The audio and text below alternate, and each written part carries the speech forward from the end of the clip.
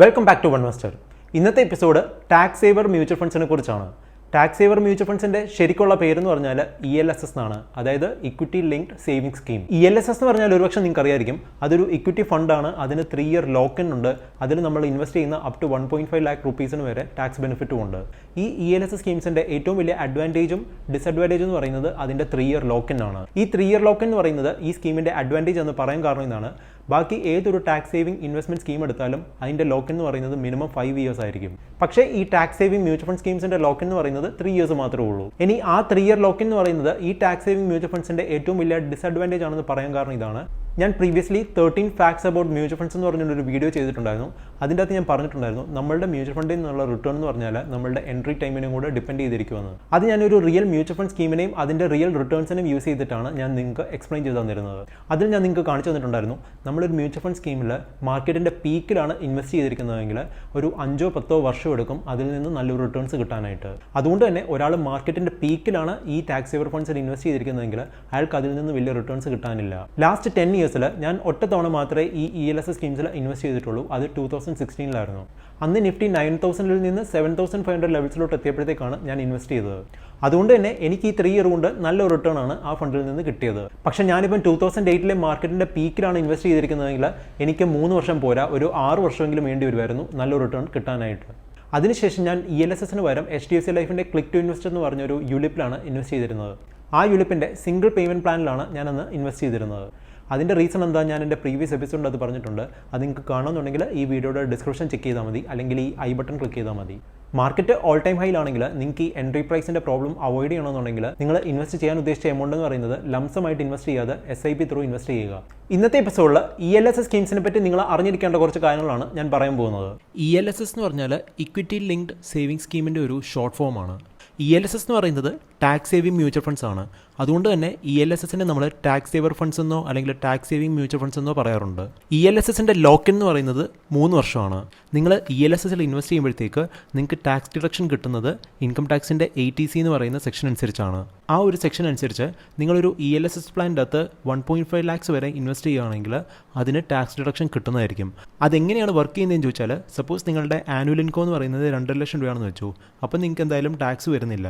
ഇനി സപ്പോസ് നിങ്ങളുടെ ഇൻകം എന്ന് പറയുന്നത് ഇപ്പം 4 ലക്ഷം രൂപയാണെങ്കിൽ നിങ്ങൾ 2 ലക്ഷം രൂപ കഴിഞ്ഞിട്ടുള്ള ബാക്കി 1.5 ലക്ഷം രൂപ ഒരു ELSS പ്ലാനിൻ്റെ അകത്ത് ഇൻവെസ്റ്റ് ചെയ്യുകയാണെങ്കിൽ നിങ്ങളുടെ ടോട്ടൽ ഇൻകം ആയ 4 ലക്ഷം രൂപയ്ക്ക് നിങ്ങൾക്ക് ടാക്സ് കൊടുക്കേണ്ട ആവശ്യം വരുന്നില്ല.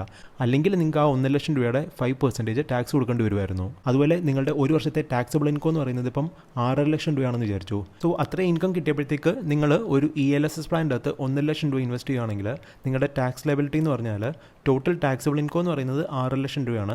അതിൽ 2 ലക്ഷം രൂപയ്ക്ക് നമുക്ക് ടാക്സ് കൊടുക്കേണ്ട ആവശ്യമില്ല ഓൾറെഡി. അതുപോലെ നിങ്ങൾ 1 ലക്ഷം രൂപ ഒരു ELSS പ്ലാനിൻ്റെ അകത്ത് ഇൻവെസ്റ്റ് ചെയ്തിട്ടുമുണ്ട്. അപ്പോൾ നിങ്ങളുടെ അവിടുത്തെ ടാക്സബിൾ ഇൻകം എന്ന് പറയുന്നത് 5 ലക്ഷം രൂപയാണ്.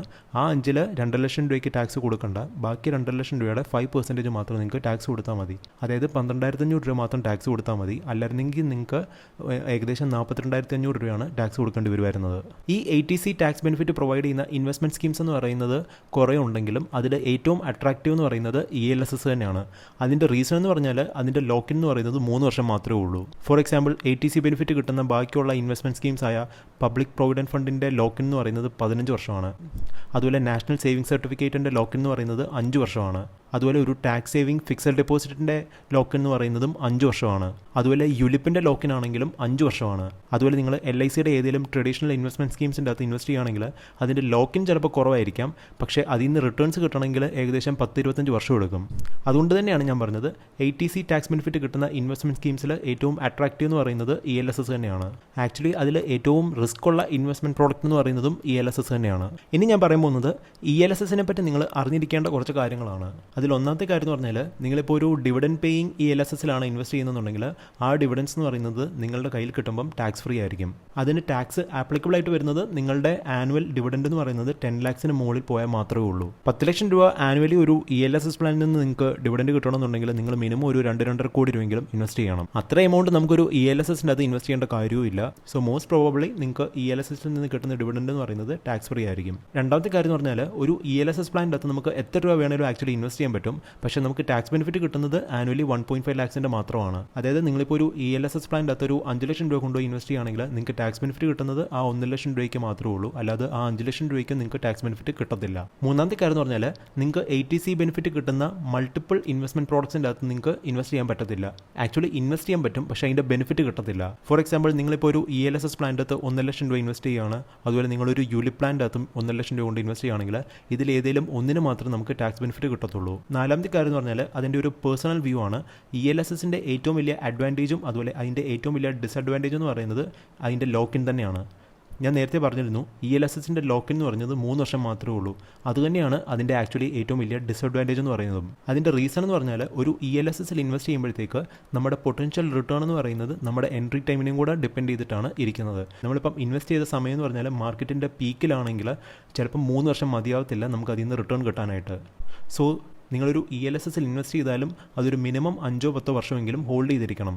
മാത്രമല്ല നിങ്ങൾക്ക് ELSSൽ മസ്റ്റായിട്ട് ഇൻവെസ്റ്റ് ചെയ്യണമെന്നുണ്ടെങ്കിൽ നിങ്ങൾ ഇൻവെസ്റ്റ് ചെയ്യാൻ ഉദ്ദേശിച്ച എമൗണ്ട് എന്ന് പറയുന്നത് സ്പ്ലിറ്റ് ചെയ്തിട്ട് എല്ലാ മാസമായിട്ട് ഡിവൈഡ് ചെയ്തിട്ട് ഇൻവെസ്റ്റ് ചെയ്യുന്നതായിരിക്കും ഏറ്റവും നല്ലത്. അങ്ങനെയാണെങ്കിൽ നേരത്തെ പറഞ്ഞ പ്രശ്നം വരാനുള്ള ചാൻസ് കുറവായിരിക്കും.